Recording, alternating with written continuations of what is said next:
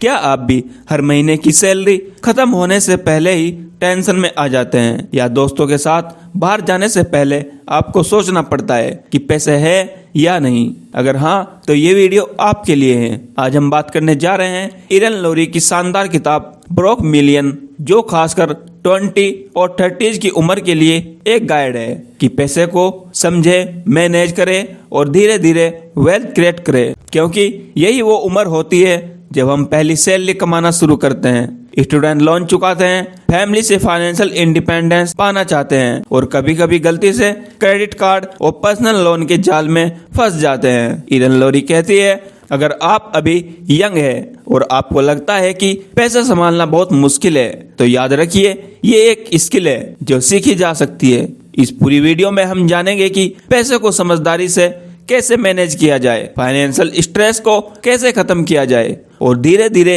Wealth create करना कैसे शुरू किया जाए। तो चलिए शुरू करते हैं। चैप्टर 1, पैसे की शुरुआत। अपनी स्टोरी समझो। हर इंसान का पैसों के साथ रिश्ता अलग होता है। कोई बचपन से ही पैसे बचाने वाला होता है, कोई खर्च करने वाला, और कोई ऐसा भी जो पैसों से डरता है और सोचता है पैसा मेरे बस की चीज नहीं। इरन कहती है, सबसे पहला स्टेप है अपनी मनी स्टोरी समझना। मतलब आपको ये जानना होगा कि आपके पैसों के प्रति बिलीफ कहाँ से आए। एग्जाम्पल, अगर आपके पेरेंट हमेशा कहते थे पैसा पेड़ पर नहीं उगता, तो हो सकता है आपके अंदर पैसे की कमी का डर बैठ गया हो। अगर घर में पैसों पर कभी खुलकर बात ही नहीं होती थी, तो आप शायद आज भी दोस्तों या पार्टनर के सामने पैसों पर खुलकर बात करने से बचते होंगे। इसलिए इरिन कहती है, पॉज कीजिए और सोचिए, बचपन में आपने पैसों के बारे में क्या सीखा? आपके घर में पैसे को लेकर माहौल कैसा था? जब भी आप सैलरी या पैसे पाते हैं, तो आपकी सबसे पहली फीलिंग क्या होती है? एक्साइटमेंट, फियर या गिल्ट? इसका फायदा ये होगा कि आप समझ पाएंगे आपके फाइनेंशियल डिसीजन आपके दिमाग के पुराने प्रोग्रामिंग से कंट्रोल हो रहे हैं, और जब आपको इसकी अवेयरनेस होगी तभी आप बेहतर डिसीजन लेना शुरू करेंगे। चैप्टर 2, सैलरी संभालना सीखो। अक्सर लोग पहली सैलरी आने के बाद इतना एक्साइटेड हो जाते हैं, बिना सोचे समझे खर्च करना शुरू कर देते हैं। लेकिन इरिन कहती है, सैलरी को हैंडल करने का एक सिंपल तरीका है 50-20-30 रूल।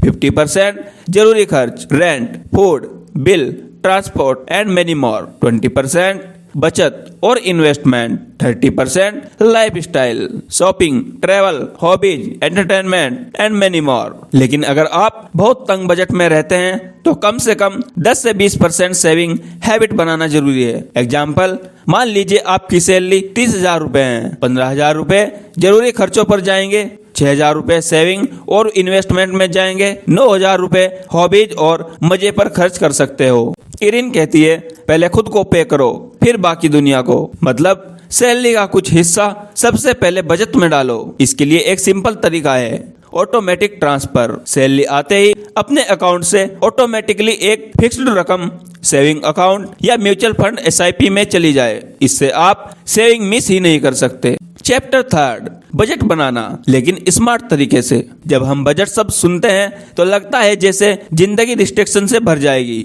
लेकिन इरिन बताती है कि बजट मतलब कंट्रोल नहीं बल्कि फ्रीडम है। बजट आपको ये बताता है कि आपका पैसा कहाँ जा रहा है और कहाँ जाना चाहिए। बजट बनाने के कुछ स्टेप। पहला, ट्रैक खर्च। 1 महीने तक हर खर्च लिखो, चाहे वो चाय हो या मूवी टिकट। दूसरा, डिवाइड करो, खर्चों को कैटेगरी में बांटो, food, travel, shopping, emergency.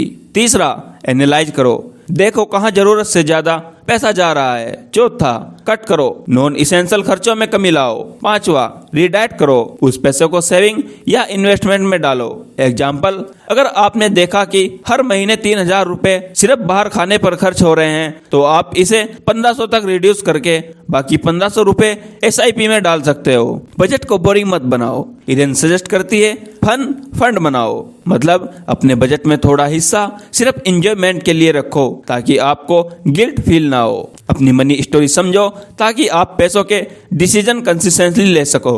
Salary handle करो, 50-20-30 रूल, या कम से कम पहले खुद को पे करो वाला प्रिंसिपल फॉलो करो।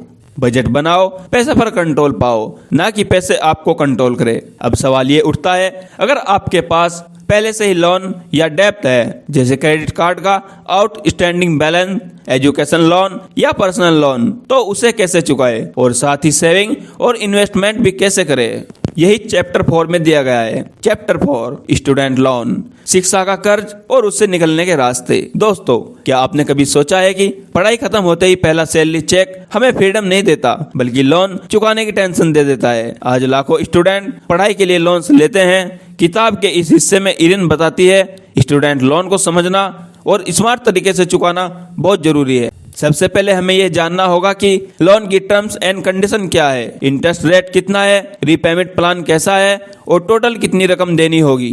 इरिन कहती है अगर आप लोन की जानकारी क्लियर रखेंगे तो कभी भी गलती से ज्यादा पैसे नहीं देंगे। स्टूडेंट लोन हैंडल करने के कुछ टिप्स। पहला, रीपेमेंट प्लान चुनो वाइजली। कई तरह के रीपेमेंट ऑप्शन होते हैं, स्टैंडर्ड, इनकम बेस्ड, एक्सटेंडेड। अपने इनकम के हिसाब से चुनो। दूसरा, एक्स्ट्रा पेमेंट स्ट्रेटेजी। अगर आपके पास हर महीने थोड़ा एक्स्ट्रा पैसे बचते हैं तो इंटरेस्ट वाले हिस्से पर उन्हें पे कर दो, इससे कुल लोन जल्दी खत्म होगा। तीसरा, अवॉइड मिनिमम ओनली पेमेंट। सिर्फ मिनिमम पेमेंट करने से लोन लंबा खिंचता है और इंटरेस्ट बहुत बढ़ जाता है। चौथा, साइड हसल इनकम का यूज।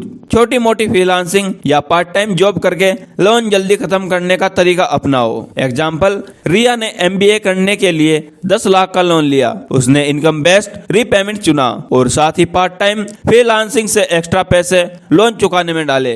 रिजल्ट, उसने अपना लोन 5 साल पहले खत्म कर दिया। तो इसलिए main takeaway, student loan burden हो सकता है, लेकिन अगर आप इसे स्ट्रेटेजी के साथ हैंडल करेंगे तो ये आपकी जिंदगी कंट्रोल नहीं करेगा। अगर कल आपके अकाउंट में 1 लाख एक्स्ट्रा आ जाए तो क्या आप उसे लोन चुकाने में लगाएंगे या किसी और जगह इन्वेस्ट करेंगे? कमेंट में जरूर लिखना। चैप्टर 5, डोंट लेट डेब्ट डिफाइन यू। कर्ज आपको डिफाइन नहीं करता। क्या आप भी सोचते हो कि कर्ज में फंसना मतलब लाइफ खत्म हो जाना? इरन बताती है कि डेब्ट हमारे कैरेक्टर की पहचान नहीं है, ये सिर्फ एक फाइनेंशियल सिचुएशन है जिसे सही तरीके से हैंडल किया जा सकता है। सबसे पहले डेब्ट को लेकर शर्मिंदगी छोड़ो। बहुत से लोग इसलिए डेब्ट की बात छुपाते हैं क्योंकि उन्हें शर्म आती है, लेकिन छुपाने से प्रॉब्लम बड़ी होती है। किताब में 2 स्ट्रेटेजी एक्सप्लेन की गई है। फर्स्ट, स्नोबॉल मेथड, छोटे छोटे डेब्ट पहले चुकाओ, इससे कॉन्फिडेंस बढ़ेगा। सेकंड, एवलनेज मेथड, हाईएस्ट इंटरेस्ट वाले डेब्ट को पहले खत्म करो, इससे पैसे बचेंगे। एग्जाम्पल, अमन के पास 3 अलग अलग क्रेडिट कार्ड डेब्ट थे। उसने स्नोबॉल मेथड अपनाया, सबसे छोटा डेब्ट पहले खत्म किया, फिर अगले पर ध्यान दिया। छोटे सक्सेस ने उसे मोटिवेट किया और 3 साल में उसने सब डेब्ट क्लियर कर दिया। मेन टेकअवे, डेब्ट आपको डिफाइन नहीं करता। सही स्ट्रेटजी और डिसिप्लिन से आप किसी भी डेब्ट से निकल सकते हो। अगर आपके पास 2 ऑप्शन हो, छोटा लोन खत्म करना या हाईएस्ट इंटरेस्ट वाला लोन खत्म करना, तो आप किसे चुनोगे? कमेंट में जरूर बताना। चैप्टर 6, क्रेडिट स्कोर आपकी फाइनेंशियल रिपोर्ट कार्ड। क्या आप जानते हो आपका क्रेडिट स्कोर आपकी फाइनेंशियल रेपुटेशन है। क्रेडिट स्कोर एक 3 डिजिट नंबर है जो बताता है कि आप पैसे संभालने में कितने रिस्पॉन्सिबल हो। फैक्टर जो क्रेडिट स्कोर को इफेक्ट करते हैं। फर्स्ट, पेमेंट हिस्ट्री, क्या आप टाइम पर बिल्स भरते हो। सेकंड, क्रेडिट यूटिलाइजेशन, आप अपने अवेलेबल क्रेडिट का कितना हिस्सा यूज करते हो। Third, length of credit history, आपने कब से क्रेडिट इस्तेमाल करना शुरू किया। Fourth, type of credit, loans, credit card, mortgage वगैरह। 5, न्यू क्रेडिट इंक्वायरीज, बार बार नए क्रेडिट के लिए अप्लाई करना स्कोर गिरा सकता है। इरन का मैसेज है कि क्रेडिट स्कोर सिर्फ बैंक के लिए नहीं बल्कि आपके लिए भी एक फाइनेंशियल टूल है। अच्छा स्कोर होने से आपको लोन पर कम इंटरेस्ट रेट मिलेगा। जॉब इंटरव्यूज और रेंटिंग अपार्टमेंट में भी कई बार क्रेडिट स्कोर चेक होता है। एग्जाम्पल, नेहा ने 3 साल तक हर बिल समय पर भरा और क्रेडिट यूटिलाइजेशन 30% से कम रखा। रिजल्ट, उसका क्रेडिट स्कोर 810 तक पहुंच गया और उसे कार लोन पर बहुत कम इंटरेस्ट देना पड़ेगा। मेन टेकअवे, क्रेडिट स्कोर आपकी जिंदगी पर डायरेक्ट इम्पैक्ट डालता है। इसे मेंटेन करना फाइनेंशियल फ्रीडम की फर्स्ट स्टेप है। अगर आपको लगे कि आपका क्रेडिट स्कोर बहुत खराब है तो आप सबसे पहले कौन सा स्टेप उठाओगे? कमेंट में जरूर बताना। चैप्टर 7, रिलेशनशिप एंड मनी, पैसे और रिश्तों का सच। क्या आप मानते हो कि पैसों की वजह से रिश्तों में सबसे ज्यादा झगड़े होते हैं? इरिन बताती है कि रिश्तों में पैसे सबसे बड़ी मिसअंडरस्टैंडिंग के कारण होते हैं, खासकर जब आप डेटिंग या मैरिज में हो। मनी टॉक जरूरी है। रिलेशनशिप शुरू करते समय ही फाइनेंशियल एक्सपेक्टेशन क्लियर कर दो।